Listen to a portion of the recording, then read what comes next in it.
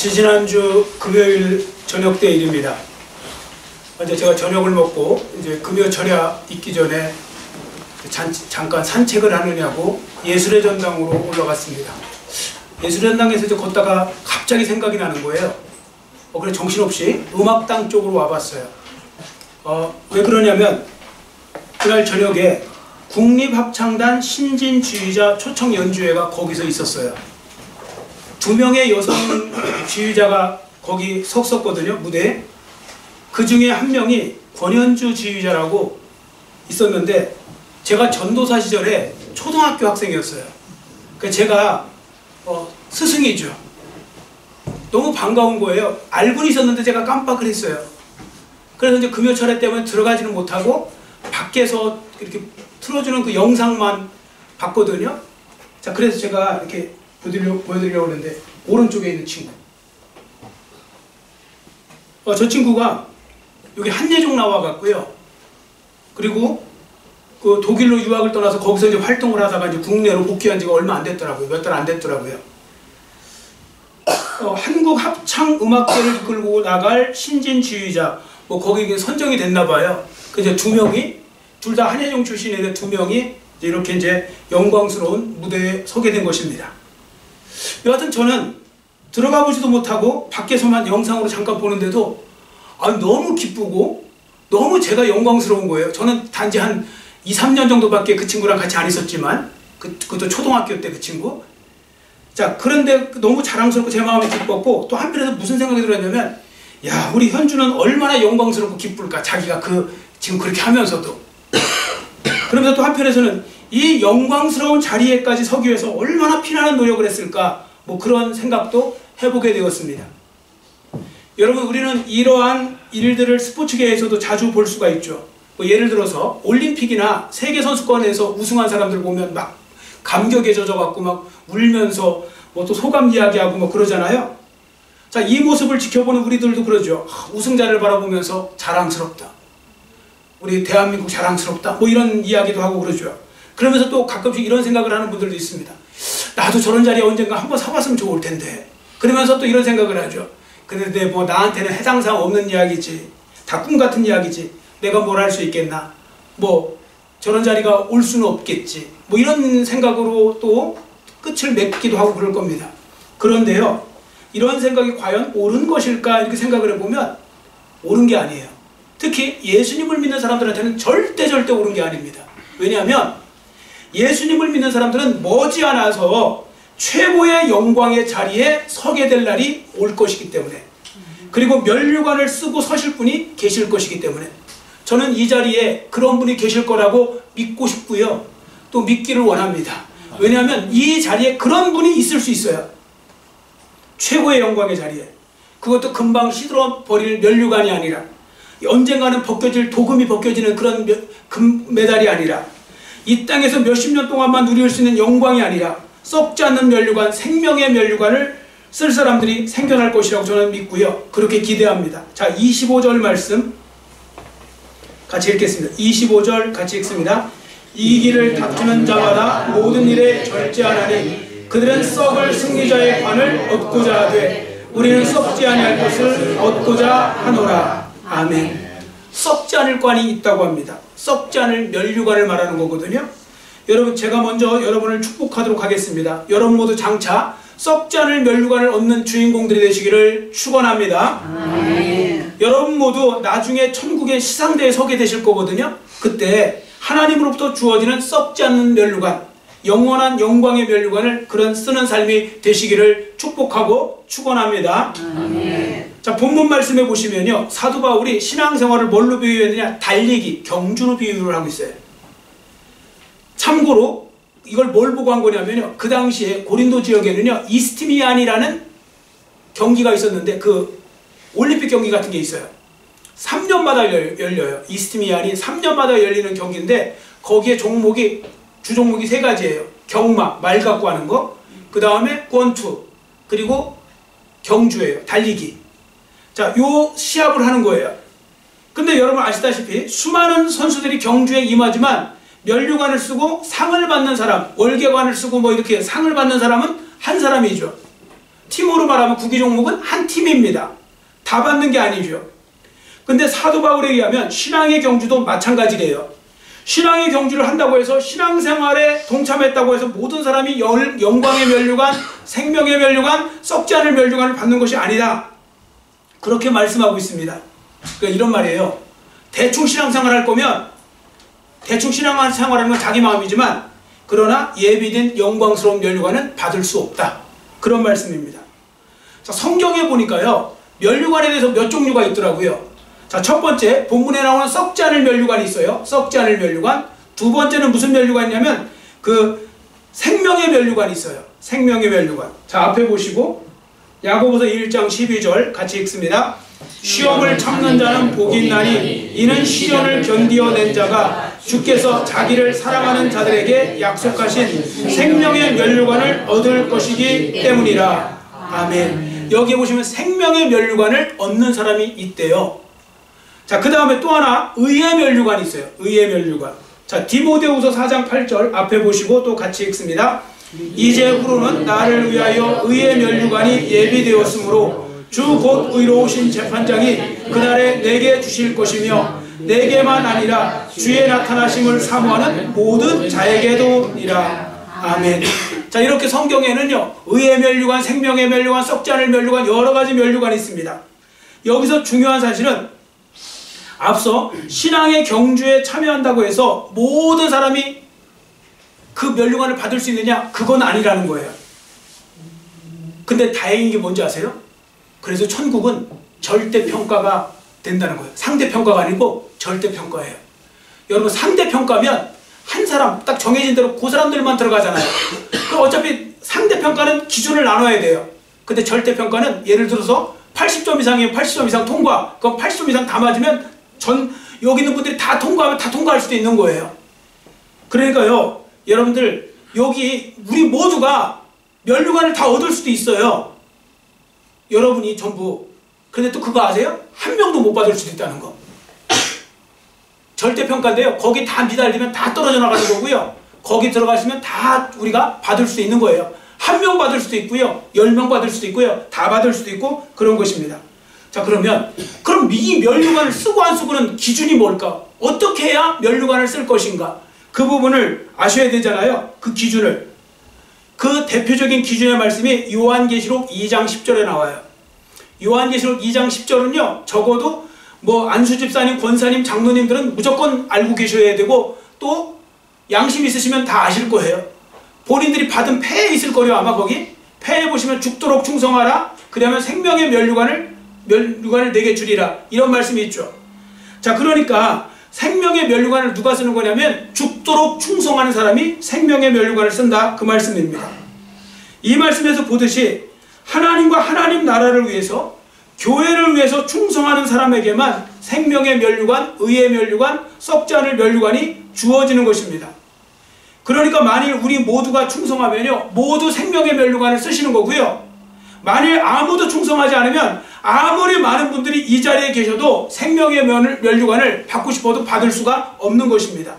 자, 이런 면에서 볼 때 세상에는 불쌍한 그리스도인들이 너무나 많습니다. 왜냐하면 그들은 이렇게 생각해요. 어떻게 하면 신앙생활을 편하게 할까? 요거에만 관심을 갖고 어떻게 하면 내가 부담 없이 그냥 아무 어떤 그런 부담 없이 어떤 희생하는 거 없이 헌신하는 거 없이 그냥 편안하게 신앙생활만 할까? 자, 요령 있게 하려고 하는 분들이 있습니다. 그런데 그런 분들 아셔야 됩니다. 그분들은 제대로 지금 착각하고 살고 있는 것이죠. 여하튼 성도들 중에는요 상급하고는 아무 상관없는 사람, 천국 면류관 받는 거랑은 아무 상관없이 사는 사람들이 너무나 많다는 것입니다. 그러니까 혹시라도 그런 분들 계시다면 그리고 그런 분들을 부러워하시면 안 돼요. 그리고 그런 분들 때문에 유혹받으셔도 안 돼요. 그런 분들은 오히려 불쌍히 여기셔야 됩니다. 왜냐하면 그들이 이 땅에 있는 동안 자기들이 선수로서 지금 뛰어야 된다는 거, 경주자로서 뛰어야 된다는 걸 지금 망각하고 있는 거거든요. 마치 뭐와 같은 거냐면 축구선수가 필드로 들어가지 않고 갑자기 중계석에 올라가더니 거기서 막 계속 떠들고 있는 거예요. 해설자처럼. 그러면 그런 거 말도 안 되는 거잖아요. 실제 그런 일이 어떻게 일어나겠어요? 그런데 영적인 세계, 신앙적인 세계에서는 그런 일이 즐비하게 일어나고 있다는 것이죠. 자, 한번 예를 들어보겠습니다. 성경에서. 여러분, 아담과 하와가 선악과를 먹고서 어떻게 되었죠? 타락했죠. 여러분, 타락했다는 말이 무슨 뜻입니까? 그냥 리얼하게 표현하면 떨어졌다는 뜻입니다. 타락한 건요, 떨어진 거예요. 자, 아담과 하와는 마귀와 놀다가 마귀가 확 밀어버리는 바람에요, 떨어진 거예요. 자, 타락한 건데요, 이 부분에 대해서 에이든 토저 박사 있죠. 그 에이든 토저 박사가 하나님이 원하시는 진짜 예배자라는 책이 있어요. 저도 이제 갖고 있는데, 하나님이 원하시는 진짜 예배자라는 책에 보니까 이 부분을 이렇게 재밌게 설명을 해 놓았더라고요. 한번 그대로 제가 읽어드릴 테니까 한번 들어보세요. 아담은 떨어져서, 즉 타락해서 심한 충격을 받았습니다. 그의 아내 하와도 그 대참사에 동참했습니다. 그들은 떨어진 후에 서로를 쳐다보며 희미한 기억을 더듬어 보았지만 자기들이 누구이며 자기들이 지금 왜 살고 있는지 도저히 기억해낼 수가 없었습니다. 자기들이 왜 존재하는지 그 목적도 알 수 없었습니다. 그리고 그때 이후 지금까지 하나님으로부터 격리된 채 병들고 타락한 지구 위에서 생존하기 위해 애써온 인간들은 내가 왜 태어났는지 태어난 이유조차 모르고 살고 있습니다. 뭐 그런 말을 했거든요. 되게 공감 가지 않으세요? 되게 재밌게 표현했잖아요. 그러니까 다 어떻게 된 거냐면, 쉽게 말하면 영적 기억 상실증에 걸렸다는 거예요. 타락 이후에, 아담 이후에 모든 사람들이 그래서 동시다발적으로 기억 상실증에 걸려갖고 내가 누구인지도 모르고 막 그러는 거예요. 여기 어르신분들 중에서 기억, 어떤 때 갑자기 내가 왜 여기 왔지? 뭐 그런 경우 점점 많이 늘어나시죠. 이제 갑자기 이제 딱 어디 가서 냉장고 열고 내가 뭘 꺼내러 왔지? 뭐 이제 이런 거. 기억, 이제 단기 기억 상실증이죠. 자, 그런 부분에 있어서 영적 기억 상실증이 있는데요. 이게 오늘날까지 유전되어 갖고 오고 있다는 겁니다. 그래서 많은 사람들이요, 지금 자기의 존재 목적을 모르고 살아가요. 이거 여러분 리얼하게 알고 싶으시면 밖에 나가서 여러분 친구, 교회 안 다니는 친구들한테 물어보세요. 똑같은 질문 하시면 돼요. 왜 사세요? 그럼 뭐라고 대답할까요? 제가 숭실대 그 멘토로 가면서, 숭실대 채플 멘토로 가서 그 많은 학생들을 만났을 때 그 학생들한테 꼭 공통적인 질문을 한 번씩 드린 적이 있어요. 그게 뭐냐면 그 주제 중에 하나가 나와요. 왜 사세요? 지금 사는 목적 뭐예요? 왜 삽니까? 그러면 뭐라고 대답할까요? 다 대답을 잘 못해요. 공통적은 다 대답을 못해요. 그리고 대답하면 재밌게 대답한다고 뭐 이렇게 해요. 그냥 태어났으니까 살지요. 마지못해 살아요. 뭐 밥 먹고 살라고 살아요. 뭐 죽지 못해 살아요. 뭐 별의별 친구들 다 있어요. 대답을 못한다니까요. 왜 사는지를 몰라요. 자기들도 그냥 사는 거예요. 남들이 사니까. 그리고 좀 고상하게 대답하는 애들 뭔지 알아요? 이렇게 말해요. 저의 가정의 행복을 위해서 산대요. 그리고 이웃을 섬기기 위해서 산대요. 뭐 이런 얘기 한 명한테 들어봤어요. 나머지는 그냥 대답도 못해요. 그러니까 왜 산지도 모르고 살고 있는 거예요. 지금 세상에는 왜 사는지도 모르고 살아가는 사람들이 많다니까요. 그냥 남들이 사는 대로, 남들 돈 버니까 나도 돈 벌고, 남들 자리 올라가니까 나도 그거 올라가 보려고 하고, 그럼 목적도 없이 이유도 없이 그냥 살아가는 거예요. 왜 사는지도 모르고. 영적 기억 상실증에 걸려서 그런 겁니다. 자, 그러면 정답을 아셔야 되겠죠. 우리는 왜 삽니까? 또 사람들은 왜 살아야 되는 것입니까? 두 가지를 말씀드립니다. 저를 따르세요. 나는 하나님을 예배하기 위해서 삽니다. 하나님을 예배하기 위해서 삽니다. 아멘. 나는 하나님을 예배하기 위해서 사는 거예요. 우리는 예배자로 부름받았다는 걸 아셔야 돼요. 특히 예수님 믿는 사람들은요, 예수님을 믿는 순간에 예배자로 부름을 받은 거거든요. 그래서 여러분과 저의 삶 속에서 가장 중요한 일은 누가 뭐래도 예배예요. 예배보다 더 중요한 건 없어요. 예배가 제일 우선이 되어야 돼요. 그리고 예배에 우선이 되지 않으면 나는 삶의 목적을 달리하고 사는 거예요. 하나님이 원하시는 목적대로 살지 못하는 거예요. 또 하나가 있습니다. 저를 따르세요. 나는 하나님이 주신 사명을 감당하기 위해서 삽니다. 사명을 감당하기 위해서 삽니다. 아멘. 사명을 감당하기 위해서요. 여러분, 하나님이 주신 사명과 아무 상관없이 사는 사람들 많죠. 진짜 아무 상관없이 사는 그리스도인들이 태반이에요. 이런 분들은 정말 나중에 다 후회하실 거예요. 저도 모질지를 못해서 강하게 얘기를 못해서 그러는데요. 그러니까 이게 제가 목회를 하다가 느끼는 건데, 제가 참 모질지를 못해요. 제가 봐도. 그럼 뭐 하고 싶은 말도 못하고 그냥 아유 또 걔네 상처받아 또 얘기하면 또 기분만 나빠하고 끝나겠지. 어차피 뭐 그러니까 가능하면 잔소리를 안 하려고 하고 뭐 이러는데, 안타까운 거 뭐냐면 그러다 보니까 더 몰라요. 그리고 이분들 나중에는 왜 그때 가서 저한테 억지로라도 막 혼내켜서라도 이렇게 돌이키셔야 되지 않았냐 이렇게 또 항의하실까봐 천국 가는 게 무서워요. 제가 나중에 저한테 이상한 소리 하실까봐. 그러니까 여러분, 그런 일들이 벌어지면 안 되겠죠. 내가 사명을 위해서 살아야 되는 거예요. 무슨 사명? 하나님이 나한테 주신 사명. 하나님이 우리에게요, 물질을 주시고, 우리에게 높은 자리를 주시고, 우리에게 건강을 주시고, 시간을 주시고, 주신 이유가 뭔지 아세요? 여러분과 저를 통해서 하나님이 이루시고자 하는 사명이 있는 거예요. 일이 있는 거예요. 근데 그걸 다 엉뚱한 데다 써버리고, 시간도, 물질도, 뭔 건강도 다 이상한 데다가 써버리고, 그리고 세상 사람하고 똑같이 살고 있다면, 나중에 주님 앞에 섰을 때 많이 받은 자가 더 부끄럽지 않겠어요? 제일 불쌍한 사람들, 차라리 예를 들어 물질로 가난한 사람이 나아요. 제가 볼 때는 부하게 줬는데 아무것도 주지 못, 주님을 위해서는 그 어떻게 10원 하나 아까워갖고 벌벌 떨면 그 사람이 나중에 하나님 앞에 가서 받을 상급이 있겠어요? 상급은 그만두고 책망받겠죠. 하나님이 건강 주셨더니 맨날 그 건강한 몸을 갖고 죄 짓는데 쫓아다녀요.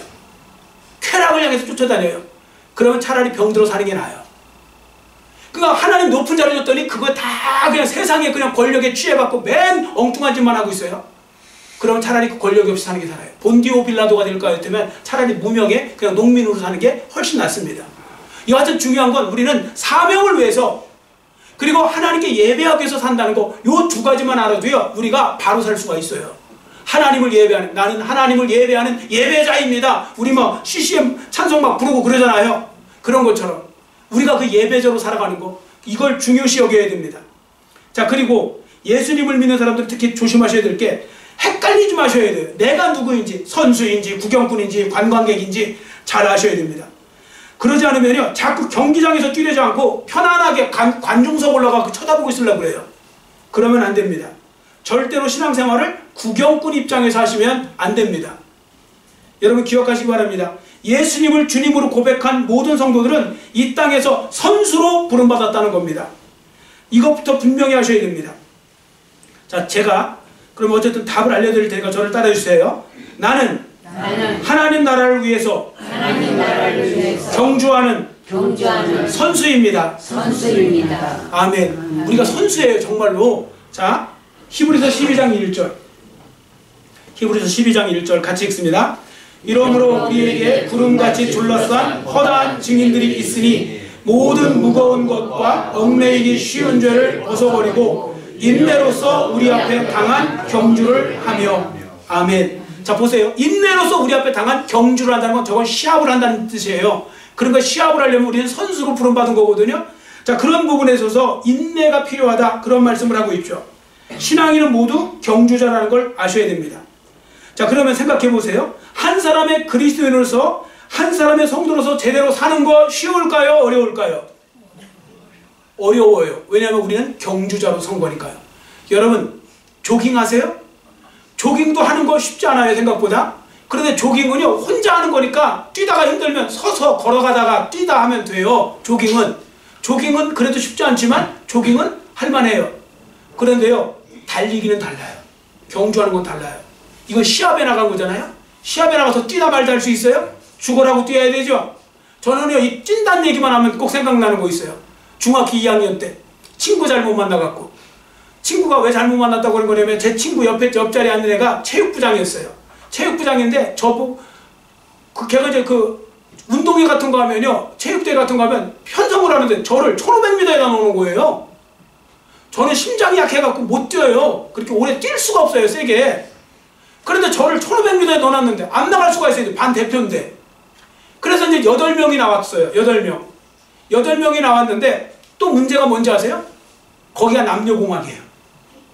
남자반 여자반 따로 있지만 어쨌든 그 시골이니까 학교 하나인데 동네 친구들, 여자친구들 있잖아요. 뭐 누나들도 있고 뭐 동생들도 있고 창피하잖아요. 그때 사춘기 때 그 동네에 또 여학생들이 보고 있는 앞에서 꼴찌하기 얼마나 창피해요. 그랬구만, 왜 나를 뽑아갖고 하면서 그래도 꼴찌는 할 수 없다. 아무리 내가 못 뛰어도 죽을 힘을 다해서 뛰어갖고 몇 등 했는지 아세요? 6등. 8명 중. 제가 봐도 그건 기적이에요. 6등한 거 진짜 기적이라니까요. 진짜 제가요 그때 이렇게 죽는 거구나. 저 뛰다가 그래서 나중에 쓰러져갖고요, 진짜 한동안 못 일어났어요. 제가 진짜로 너무 힘들어갖고요. 그래서 진짜 막 숨이 막혀서 죽을 것 같더라고요. 자, 보세요. 경기가 그런 거예요. 조깅이 아니에요. 경주예요. 자, 이 땅에서 한 사람의 성도로서 맡겨진 본분을 다하며 사는 거 쉬운 일 아닙니다. 고통이 따릅니다. 그리고 고통도 따르고 위험도 따르고 위기도 따르는 것입니다. 그런데 그거 아세요? 그 모든 것을 잘 극복하고 끝까지 견디면 승리하는 것입니다. 신앙 경주가 그렇다는 것입니다. 그래서 때로 힘들고 어렵고 그래요. 고난도 오고 역경도 찾아와요. 그러나 포기하지 않고 좌절하지 않고 넘어지지 않고 계속 달려가잖아요. 그러면 그 사람은 끝까지 견디면 구원을 얻게 되는 것입니다. 제가 이 말씀을 드리는 이유가 있어요. 신앙생활하는 거 꾸준히 계속 달려가는 거, 신앙생활은 마라톤하고 좀 같거든요. 그거 쉽지 않아요. 여러분 신앙생활하다 보면 여러 가지 유혹이 와요, 안 와요? 유혹 오죠? 올 때 있어요. 시험 들을 때 있어요, 없어요? 시험 들을 때도 있어요. 여러분 목회자이 없을까요? 목회자도 있어요. 근데요, 여러분들 중간에 그래서 떨어지기도 하고 그만두기도 하고 막 그러잖아요? 근데 만약에 제가 그랬으면 어떻게 됐을까요? 저도 그런 마음이 있을 때 있어요. 어떤 때는 시험 들어갔고 또 어떤 때는 막 유혹받아갖고 이제는 그만할까? 여기까지인가? 뭐 이런 생각도 들고 마음이 약해져갖고 막 그럴 때도 있고 별의별 생각 다 들어요. 그때마다 제가 그만뒀으면 어떻게 되는 거예요? 하나님 앞에 정말 속된 말로 뒤지게 혼나는 거죠. 왜냐면 하나님께서 세우신 목적이 있잖아요.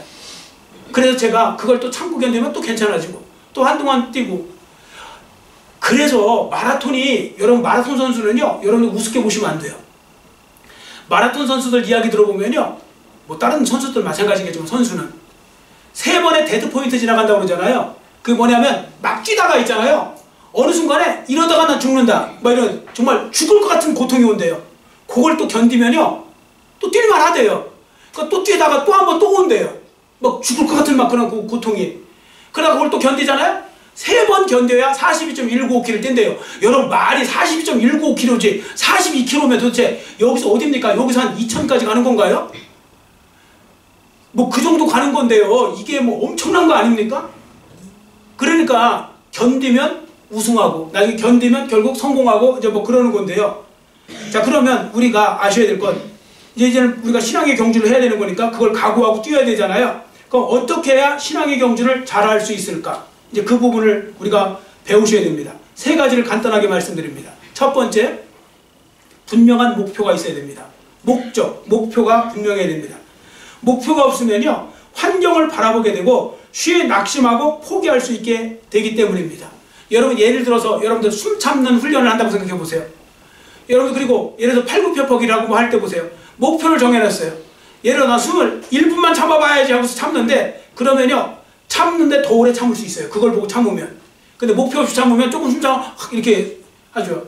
팔굽혀펴기 내가 오늘 20번 해야지 그러면요 20번에 가까이 할 때까지 더 참고, 목표가 있고 목적이 있으니까 이게 쉽다고요. 그 사람들이 목적을 잘 정하는 거 중요한데, 목적이 뭡니까? 우리 신앙생활의 목적? 본문에는 상 받는 것이 목적이래요. 자, 24절 말씀 같이 읽습니다. 운동장에서 다름질하는 자들이 다 달릴지라도 오직 상을 받는 사람은 한 사람인 줄을 너희가 알지 못하느냐. 너희도 상을 받도록 이와 같이 다름질을 하라. 아멘. 여러분 운동선수들이요 피땀 흘려 연습하는 이유가 뭡니까? 몸 건강해지려고. 그렇게 하는 사람 없죠. 우승하려고 하는 겁니다. 1등 하려고 하는 겁니다. 금메달 따려고 하는 거죠. 우리가 무슨 운동 삼아 지금 뭐 이렇게 뭐 건강한 몸 위해서 운동하는 거 아닌 이상은 운동선수로서 뛰는 건 그런 목적이 있습니다. 근데 성경에서 사도 바울은 말씀합니다. 우리가 상 받기 위해서 열심히 뛰어야 된다고, 또 그렇게 뛰라고 말씀하고 있는 것입니다. 여러분 이러한 목적을 갖고 목표를 갖고 살아가는 거 중요합니다. 자, 그리고 목표를 향하여서 어떻게 해야 되냐면요 부지런히 달려가셔야 됩니다. 이것이 중요한 이유는 분명한 건 목표만 갖고는 안 되는 거죠. 저는 제일 재밌는 사람들이 목표는 기가 막히게 뭐 엄청 정해놔요. 얼마나 잘 정하는지 몰라요. 근데 하나도 실행을 안 해요. 옛날에 재밌는 거 있잖아요. 국민학기 때, 초등학교 때 방학 되면 그 하루 일과표 만들어 놓잖아요. 얼마나 그냥 세심하게 만들어 놓지, 막 30분 단위로 막 1시간 단위로 하나도 안 지키잖아요. 그럼 무슨 의미가 있냐고요. 목표 제일 중요해요. 그런데 또 하나는 뭐냐면 열심히 하는 것도 중요한 거예요. 달려가셔야 됩니다. 자, 그런데 목표가 왜 중요하냐? 목표가 없으면 한 방향으로 가기가 불가능하기 때문에 그렇거든요. 자, 26절 말씀 같이 읽습니다. 26절 같이 읽겠습니다. 그러므로 나는 다름질하기를 향방 없는 것 같이 아니하고 싸우기를 허공을 치는 것 같이 아니하며. 아멘. 여러분, 달리기 선수들한테 트랙 그려있는 거, 그 트랙 라인 그려있죠? 이거 얼마나 다행인지 모릅니다. 라인 없이 아마 뛰라고 하면 난리도 아닐걸요? 예? 공간감각 없는 사람은 막 이리 뛰었다 저리 뛰었다가 난리도 아닐 거라고요. 그 트랙을 만들어 놓으니까 거기 딱 그 안에 뛰게 만들어 놓잖아요. 그런 것처럼. 그래서 세상 사람들이 하는 말 중에 이런 말 있죠. 속도보다 중요한 건 방향이다. 이런 말 들어보셨죠? 속도보다 중요한 건 방향이에요. 방향이 틀리면 속도를 내면 낼수록 이상해지죠. 근데 방향만 중요하냐? 아니에요. 열심히 달리는 것도 중요해요. 아니, 방향은 또 잘 정해놨는데 안 달리면 또 무슨 의미가 있고, 또 잘 달리는데 방향이 틀어지면 어떻게 될 겁니까? 둘 다 중요한 겁니다. 근데 방향이 중요한 이유가 뭐 그걸 정해놔야 그 다음부터 달려가는 게 효과가 있으니까 이제 그런 거죠. 이거 하면 제가 또 생각나는 이야기가 있는데요. 제가 전도사 시절에 청년부를 데리고 이제 수련회를 갔어요. 청년부를 데리고 수련회를 갔는데 이제 축구 게임을 한 거예요. 축구 시합을 한 거예요. 축구 시합. 근데 남자들이 축구를 잘하니까 남자들은 다리를 묶어요. 두 명 당해갖고 2인 삼각처럼 다리를 묶어갖고 두 명이 협조해서 뛰게 만들고요. 여자들은 이제 그냥 자유롭게 이제 솔로 플레이를 하게 만들어놨습니다. 그러니까 시합이 할만하더라고요. 남자들도 뭐 축구 잘해도 둘이 다리 묶어놓으니까 뭐 잘 못 뛰더라고요. 또 여자들은 워낙 못 뛰고. 그러니까 뭐 이리 못 뛰고 저리 못 뛰고 그러니까 되게 재미있게 되는데, 재미있었던 건 한 자매가 골을 넣고 막 펄쩍펄쩍 뛰는 거예요. 좋다고. 다른 사람들 다 벙 뜬 거예요. 저 뭐 하는 거지? 하고서 다 순간. 왜 그러니까 자기 골대에다 자기가 넣었어요. 근데 이게 왜 그랬냐면 제 기억으로는 그때 후반전 내가 골대를 바꿨거든요. 근데 이 친구는 너무 축구에 대해 너무 모르니까 그냥 아무 생각 없이 자기가 자기 골대에다 집어넣은 거예요. 저쪽으로 공격하니까 계속 그게 바뀌어서 반대로 해야 되는데 방향 틀어지니까 이래서 그랬어요. 제가 생각나는 것이. 이럴 때 방향 틀어지면요. 열심히 하면 할수록 손해인 거 아시죠? 차라리 이 자매가 안 넣었어야지, 가만히 있었어야지 중간에도 가고 골을 안 먹었을 거 아니에요. 자기가 자살골을 넣은 거예요. 그러니까 이게 얼마나 어이가 없는 거냐고요. 여러분, 신앙의 경주도 마찬가지입니다. 방향을 잘 정하셔야 여러분들이 잘 달려갈 수 있는 겁니다. 그럼 우리의 방향이 어디입니까? 천국인 줄 믿습니다. 우리의 방향은 천국과 천국에서 받을 상급이에요. 자, 요걸 목적지로 여러분 딱 잘 지금부터 정하셨어요? 예를 들어서 정하셨죠? 정하실 겁니까? 집에 가 정하실 거예요? 자, 대답을 하세요. 여러분들 정하셨으면, 여러분 우리의 목적지는 성경에서 분명히 하나님 나라요 천국에서 받을 상급입니다. 자, 목적지 아셨죠? 그럼 여러분 어디로 향해서 달려가셔야 될지, 어디로 힘을 모으셔야 될지, 어디에다가 집중 투자하시고 어떻게 해야 될지를 여러분들이 아시죠? 이걸 아시지 못하고 여전히 다른 길로 간다면 나는 목적을 잃어버린 사람이 되는 것입니다. 자, 세 번째, 마지막, 온갖 일에 절제를 하셔야 됩니다. 25절 말씀해 보세요. 앞에 이기기를 다투는 자마다 모든 일에 절제하나니. 여러분, 제가 들어보니까 운동선수들이 가장 힘들어하는 것 중에 하나가 체중 조절이라고 합니다. 죽을 각오로 감량하든지 죽을 각오로 증량을 하든지 해야 될 때가 있어요. 왜냐하면 체급이라는 게 있기 때문에 그렇거든요. 근데 우리 생각에는 여러분, 감량이 쉬울 것 같습니까? 증량이 쉬울 것 같습니까? 아니 감량이 어려울 것 같습니까? 증량이 어려울 것 같습니까? 감량이 어려울 것 같죠? 그건 모르는 소리예요. 둘 다 어려워요. 똑같이. 왜냐면요, 우리 생각에는 우리 자꾸 먹으면 살찌니까 감량이 힘들 것 같잖아요. 근데 그것도 힘든데 증량하는 사람 보면요, 체질적으로 살이 안 찌는 사람이에요. 그런 사람들이 꼭 증량을 해야 돼요. 그런 경우에 걸려요. 그러면 아무리 먹어도 안 찌는 거예요, 살이. 그러니까 진짜 어디 가냐면 입에서 토할 때까지 먹는데요. 그 시합 전에 그걸 먹어갖고 살을 증량을 시켜야 되는데 그건 정말 지옥을 경험한대요. 아무리 먹어도 안 찐대요. 희한한 건. 저도 그랬으면 좋겠는데. 근데 저는 거꾸로잖아요. 조금만 먹으면 살찌고 뭐 이러니까. 그런데요, 둘 다 힘든 거예요. 자, 훌륭한 선수가 되려면 그 체중 조절부터 해야 되는데, 그러려면 뭐가 있어야 돼요? 절제가 있어야 되죠. 신앙생활도 마찬가지입니다. 세상적인 절제를 하셔야 돼요.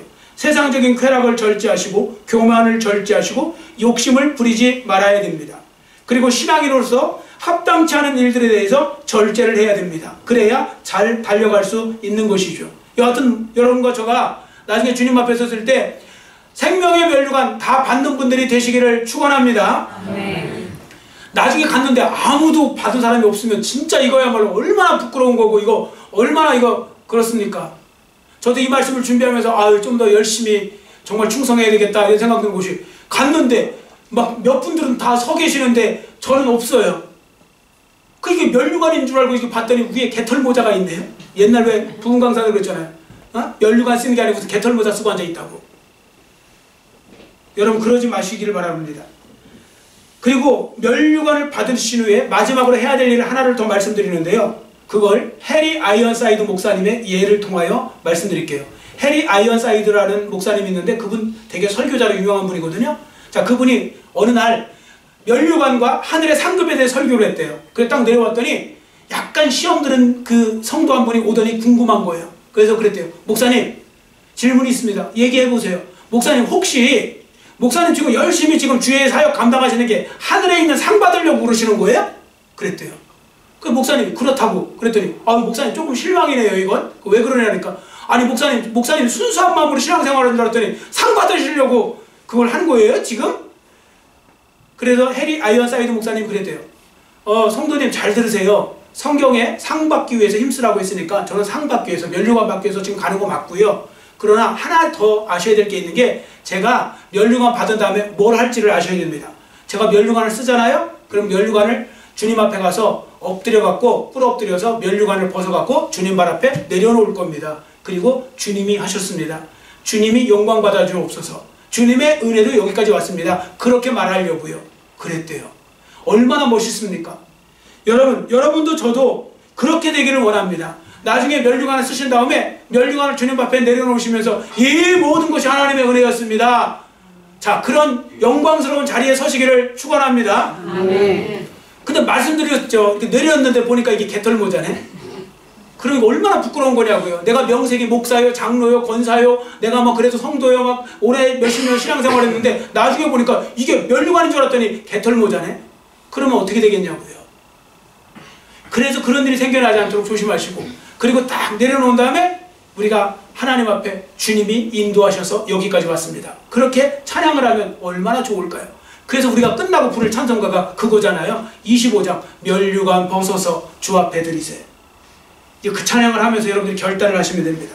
여하튼 여러분 모두 훌륭한 신앙의 경주자가 되셔서 썩지 않을 면류관을 받으시는, 그리고 주님 앞에 나중에 서셨을 때 잘했다, 착하고 충성된 종이라고 인정받는 그런 삶을 사시고요. 아무리 오늘 말씀을 들어보니 나랑 삶이 완전히 말씀이 180도 다르네? 그렇다면 지금이라도 안 늦었습니다. 하나님이 기회 주실 때 여러분이 갈 곳을 향해서 여러분들이 적극적으로 헌신하시고 열심히 충성하시고 열심히 여러분이 하실 수 있는 일을 하시면 하나님 앞에 나중에 상 받는 자로 서시게 될 것입니다. 그러니까 이런 부분들 여러분 잘 기억하시고요. 특히 지금 말세로 향해 가고 있잖아요. 그런 속에서 여러분들이 믿음을 잘 지켜나가는 거 굉장히 어려운 겁니다. 지금은 보니까요, 과학주의 시대가 돼버렸고, 지금은 어떻게 보면 뭐 사상도 그렇고, 또 세계 정세도 그렇고, 뭐 우리나라 정세도 그렇고, 모든 게요 다 기독교에 불리하게 돼 있어요. 지금 말세에 진짜 얼마나 많은 사람들이 구원을 받을 수 있을지 모르겠지만 진짜 그 부분에서 약화되어 가고 있거든요. 위기 중에 위기예요. 이거 뛰어넘으시려면 여러분들 보통 믿음 갖지는 않으시면 뛰어넘기 힘드실 거예요. 지금 젊은 사람들은 아예 지금 믿는 사람들이 거의 없다고 그러잖아요. 지금 10대, 20대 믿는 사람들이 거의 없대요. 지금 아예. 그러니까 지금 너무너무 한 거예요. 어떤 목사님이 며칠 전에 지난주에 보내준 거 그 도표 제가 이렇게 보여드리려고 했었는데 그걸 준비를 못했어요. 그래프가요 10년 동안 내려온 게 이렇게 내려와요. 완전히 지금 우리 교단도 난리도 아니에요 지금. 그런데 이게 지금 밑으로 가면요 지금 청소년 세대예요. 난리도 아니에요. 그러니까 여러분들 믿음 각자 진짜 각자 도생하듯이 정말 여러분들 붙들지 않으면 안 돼요. 그리고 끝까지 가면 그분이 진짜 하나님 앞에 잘했다 칭찬받는 자가 되는 거죠. 근데 끝까지 가려면 여러분들 보통 마음 갖고는 안 됩니다. 제가 일부 예배 때도 말씀드렸는데요. 지금도 생각나는 그게 있어요. 어렸을 때 왜 게임 중에 뭐 지금은 컴퓨터 게임만 하지만 어렸을 때 게임 중에 혹시 여러분들 지렁이 게임 아세요? 지렁이 이렇게 왜 지렁이처럼 왜 라인을 이렇게 그려놓은 다음에 엄청나게 한 50m 그려요. 길게 이렇게 해서 이렇게 하면 거기에 이렇게 지렁이처럼 몸매를 만들어요. 그 몸매를 만들어 놓으면 이제 팀을 나눠서 하는 거예요.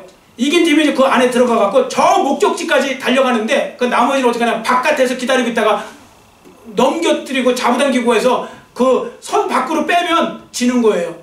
그럼 어떻게 하냐면 꼭 거기 이제 좁은 길이 있어요. 거기 갈 때마다 거기가 고비예요. 거기 가다가 날아가는 수가 많아요, 바깥으로. 근데 그걸 다 뛰어넘고 나가면 결국 최후 목적지까지 가거든요. 그럼 승리하는 거예요. 근데 제가 보니까 딱 우리 인생이 지금은 딱 그 지렁이 게임이다, 그런 생각이 드는 거예요.